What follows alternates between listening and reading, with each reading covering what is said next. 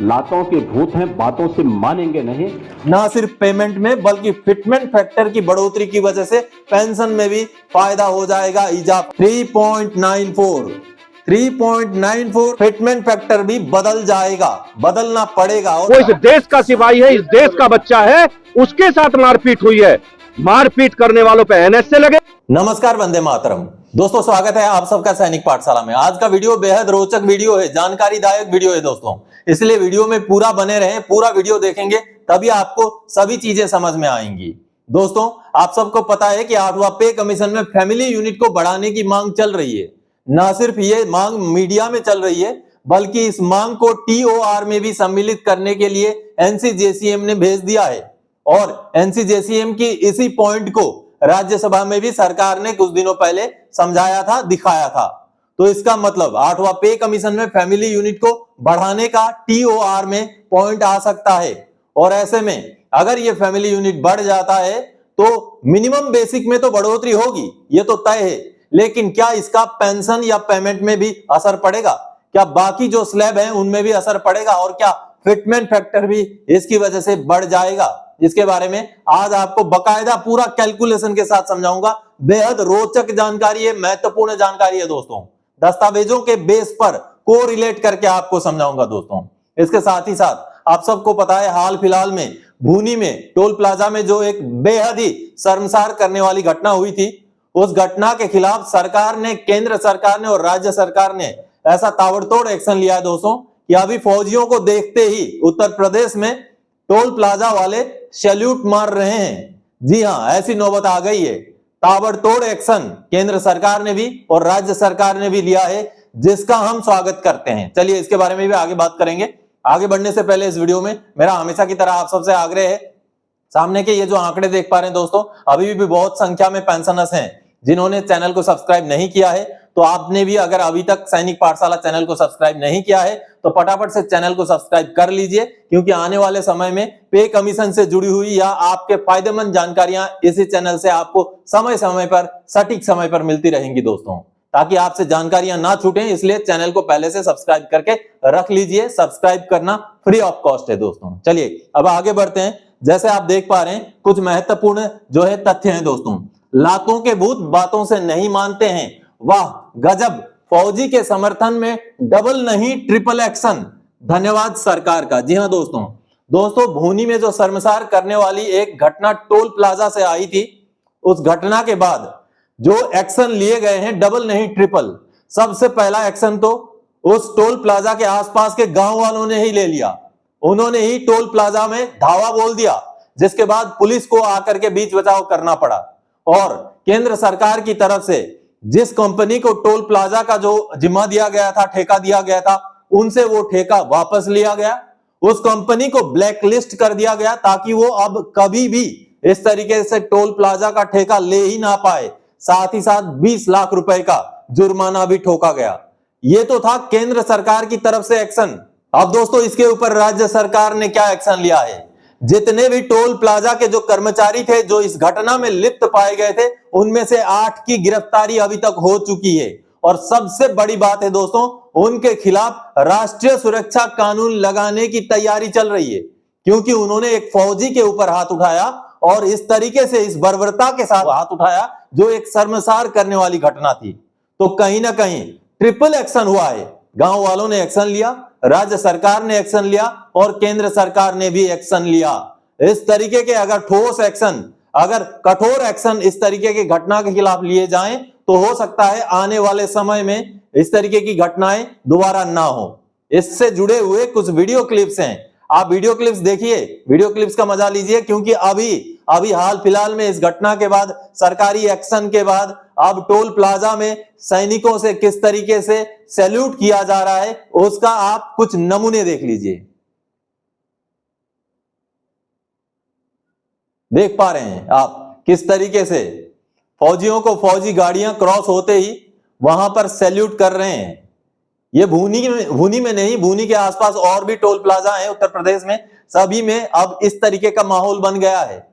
चलिए, माहौल तो ठीक है, लेकिन कहीं ना कहीं सरकार को भी सैनिकों, पूर्व सैनिकों के लिए, उनके बचाव के लिए कोई ना कोई सख्त कानून लाना पड़ेगा। नहीं तो ऐसी घटनाएं तो होती रहेंगी, घटनाओं के बाद आप सख्त एक्शन ले लेंगे। कुछ दिनों तक ऐसी घटनाएं नहीं होंगी, कुछ दिनों तक इस तरीके से सैल्यूट करते रहेंगे, लेकिन उसके बाद फिर से भूल जाएंगे। कहीं ना कहीं किसी और जगह पर ऐसा ही कहीं घटना देखने को सामने मिलेगा। लेकिन अगर सरकार कोई कानून लाती है, केंद्र सरकार कोई कानून लाए, जैसे एससी एसटी के प्रोटेक्शन के लिए कानून है, ऐसे ही सैनिकों पूर्व सैनिकों के प्रोटेक्शन के लिए भी अगर कानून लाती है सरकार, तभी इन घटनाओं का परमानेंट सॉल्यूशन, परमानेंट रोकथाम हो सकता है। दोस्तों मेरा ऐसा मानना है, आप क्या मानते हैं? अगर मानते हैं तो आप वीडियो को शेयर कीजिए और कमेंट भी कीजिएगा। चलिए अब आगे बढ़ते हैं। 8वें पे कमीशन में जो फैमिली यूनिट की बढ़ोतरी की मांग की गई है वो कितना महत्वपूर्ण है उसको समझते हैं। दोस्तों अगर फैमिली यूनिट 5 से 6 तो कैसे फर्क पड़ेगा पे पेंशन पर और फिटमेंट फैक्टर पर, देखें और समझें। दोस्तों आप ये कुछ मीडिया रिपोर्ट्स देखिए जहां पर फैमिली यूनिट बढ़ाने की मांग करते हुए कुछ खबरें आ रही हैं। सिर्फ खबरें ही नहीं, आपने पिछले दिनों देखा भी होगा कि एनसीजेसीएम ने जो पॉइंट टीओआर के लिए दिए हैं वहां भी फैमिली यूनिट को बढ़ाने की मांग की गई है। लेकिन जो मीडिया में बातें चल रही हैं 5 या 6 यूनिट की, उतना ज्यादा तो शायद ना हो पाए, लेकिन 4.6 तक हो सकता है। कैसे होता है वो मैं आपको जल्दी जल्दी से समझा देता हूं। आखिर फैमिली यूनिट कैसे लिया जाता है?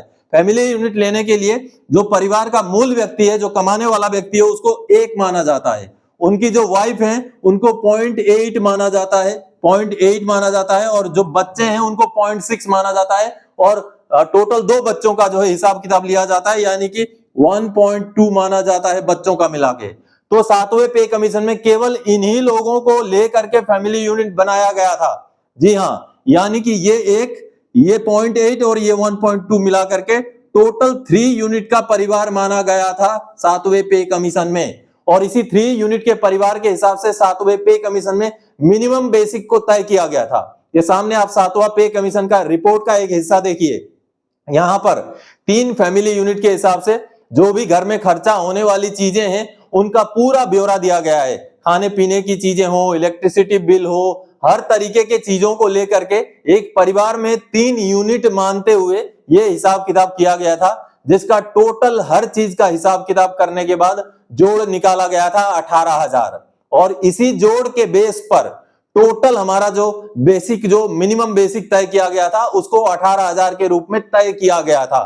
तो आप सबने अभी टेबल देखा, इसी टेबल के बेस पर 3 यूनिट का एक फैमिली मानते हुए 18,000 रुपए मिनिमम बेसिक तय किया गया था। जबकि अभी मांग 5 या 6 फैमिली यूनिट की है, जो शायद संभव नहीं है, लेकिन एक संभव है, माता पिता को जोड़ा जाए। माता पिता के बगैर फैमिली इनकम्प्लीट है। अगर माता पिता को वाइफ के रेट से भी, अगर 0.8 के रेट से भी जोड़ते हैं तो 1.6 जुड़ जाएगा, और इस 1.6 को अगर यहां हम जोड़ दें तो फैमिली यूनिट 4.6 की गुंजाइश है। 4.6 फैमिली यूनिट हो जाए तो किस तरीके से आगे फायदा मिल सकता है, क्योंकि ये जायज है। माता पिता का फैमिली यूनिट में इंक्लूड होना जायज है, तभी एक फैमिली जो है कंप्लीट होता है। चलिए, जो गवर्नमेंट ने 7वें पे कमीशन में दिया था वो 3 दिया था, और डिमांड है 4.6 का। अब देखिए, अब ये 4.6 के हिसाब से क्या बनता है। आपने अभी अभी जो मैंने टेबल दिखाया आपको दिखाया कि 3 यूनिट का 18,000 रुपए मिनिमम निकाला गया था। 3 यूनिट का अगर 18,000 रुपए मिनिमम निकाला गया है तो एक यूनिट का बनता है 6,000। दोस्तों 6,000 बनता है, और वहीं अगर हम 4.6 यूनिट की बात करें तो बनेगा दोस्तों 27,600। 27,600। ये देखिए, अगर उसी समय 7वें पे कमीशन में 3 के बजाय अगर 4.6 फैमिली यूनिट होता तो ये मिनिमम 18,000 के बजाय जाता 27,600। देखिए किस तरीके से मिनिमम बेसिक में बढ़ोतरी होती। और ये सामने चार्ट देखिए, ये है 7वां पे कमीशन का पे मैट्रिक्स का चार्ट।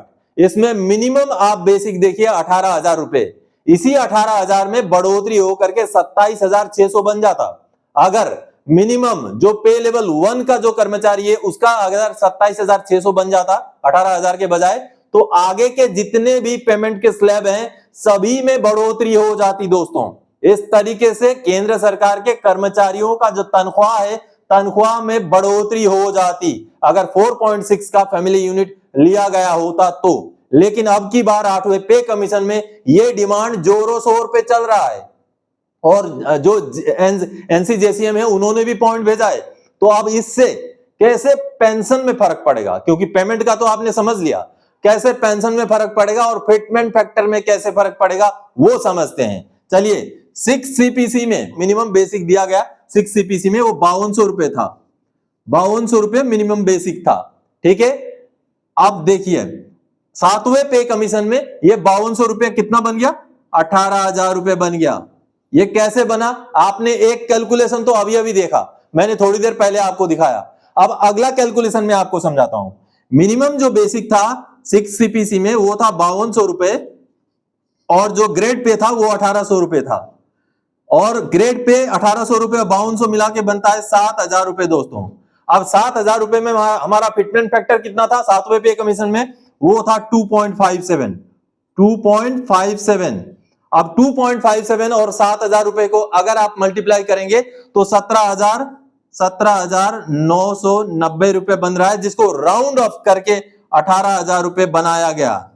देखिए इस तरीके से भी, क्योंकि छठे पे कमीशन में जो बेसिक था 5200 रुपए था और ग्रेड पे था 1800 रुपए, इसको जोड़ के 2.57 अगर मल्टीप्लाई करेंगे तो बन रहा है 18,000 रुपए। ऐसे भी इस तरीके से भी कैलकुलेशन 18,000 रुपए का निकाला गया था। अब आगे देखिए 4.6 होता तो किस तरीके से फिटमेंट फैक्टर में बढ़ोतरी होती वो मैं समझाता हूं। अब देखिए 5200 रुपए बेसिक था छठे पे कमीशन में, और 7वें पे कमीशन में 4.6 होता तो कितना होता, 27,600 होता, 27,600 हो जाता। अब आगे समझाता हूं, 5200 रुपए प्लस 1800 रुपए ग्रेड पे, दोनों मिला के 7,000 रुपए, 7,000 रुपए इनटू अब 27,600। 27,600 के लिए अगर सरकार को 27,600 तक जाना पड़ता तो मल्टीप्लीकेशन यानी कि फिटमेंट फैक्टर क्या देना पड़ता सरकार को। अब सोचिए यहां पर हुआ है खेल, 2.57 का फिटमेंट फैक्टर डीए वगैरह जोड़ करके सरकार की तरफ से बढ़ोतरी देकर 2.57 दिया गया था, लेकिन अगर फैमिली यूनिट में इजाफा हो जाता तो 2.57 के बजाय 27,600 पहुंचाने के लिए कितने का फिटमेंट देना पड़ता आपको पता है, 3.94। 3.94 का अगर फिटमेंट देते तब जाकर के ये अमाउंट बनता 27,580 रुपए, 27,580 रुपए, और इसको राउंड अप करके 27,600 रुपए। ये देखिए अगर फैमिली यूनिट में बढ़ोतरी हो जाए तो किस तरीके से फिटमेंट फैक्टर भी बदल जाएगा, बदलना पड़ेगा। और 7वें पे कमीशन में ये हो जाता तो फिटमेंट फैक्टर 2.57 के बजाय 3.94 तक चला जाता। तो देखिए दोस्तों फैमिली यूनिट का कितना बड़ा रोल है। अगर फैमिली यूनिट में माता पिता को इंक्लूड किया जाए तो 1.6 की बढ़ोतरी होगी और 3 से बढ़कर 4.6 हो जाएगा, और 4.6 होने से क्या कैलकुलेशन निकलता है ये मैंने आपको दिखाया 7वें पे कमीशन के हिसाब से।